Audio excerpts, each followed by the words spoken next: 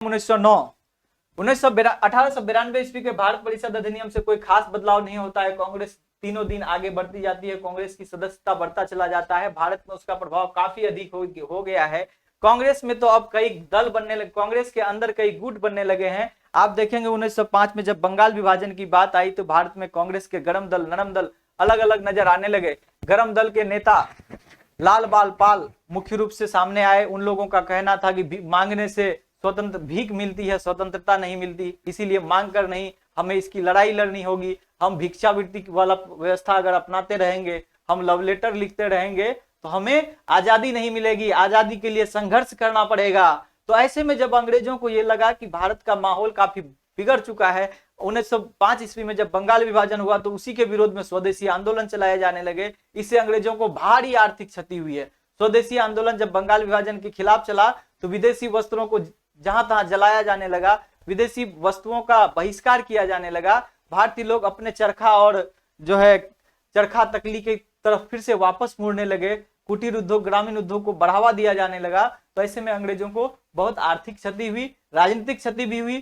तो ऐसे में देखते हैं कि फिर से 1909 ईस्वी में फिर से अपने प्रशासन में सुधार लाने के लिए काउंसिल एक्ट लाया जाता है। 1909 के काउंसिल एक्ट में क्या प्रावधान है देखें। अब उन लोग 1905 में जब बंगाल विभाजन के खिलाफ स्वदेशी आंदोलन चलता है तो 1906 ईस्वी में अंग्रेज अपनी तुष्टीकरण की नीति के तहत मुसलमानों को अपने तरफ कर लेता है। मुसलमान के कुछ नेताओं को अपने पास बुलाकर उन्हें समझा बुझाकर फुसलाकर मुस्लिम लीग का गठन करवाया जाता है। और यह मुस्लिम लीग अब कांग्रेस के बीच, कांग्रेस और मुस्लिम लीग आपस में लड़ रही है। मतलब फूट डालो और राज करो की नीति की यहीं से उन लोग अच्छा एक भयानक शुरुआत करता है।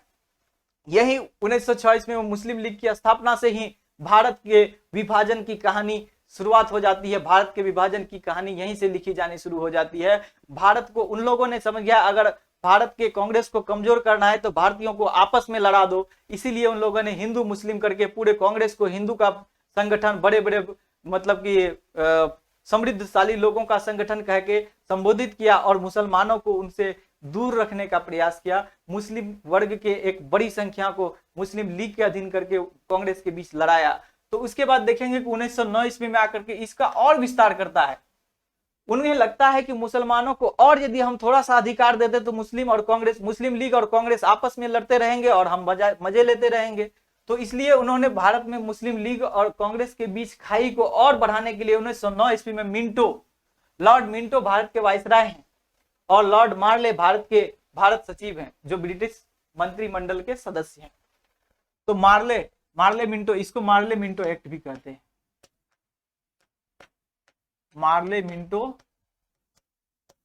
सुधार, नाम तो सुधार है दोस्त, वो सुधार नाम से लाते हैं, लेकिन ये हमारे लिए सबसे बड़ा बिगाड़ है। उनके लिए सुधार है, वो सुधार बोलकर लाते हैं कि हम कुछ सुधार करते हैं। आप इतना विरोध कर रहे हो, ठीक है हम कुछ सुधार लाते हैं, लेकिन वो सुधार क्या था? हमारी गुलामी की दास्तां ही लिखी जाती थी हर सुधार में।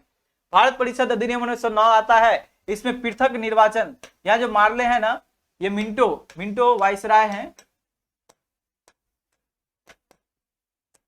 और जो मार्ले हैं ये भारत सचिव हैं।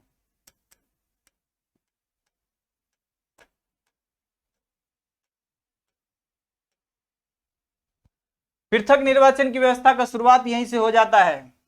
आप इसे नोट कर लेंगे, हम मिटाते हैं। पृथक निर्वाचन की शुरुआत आप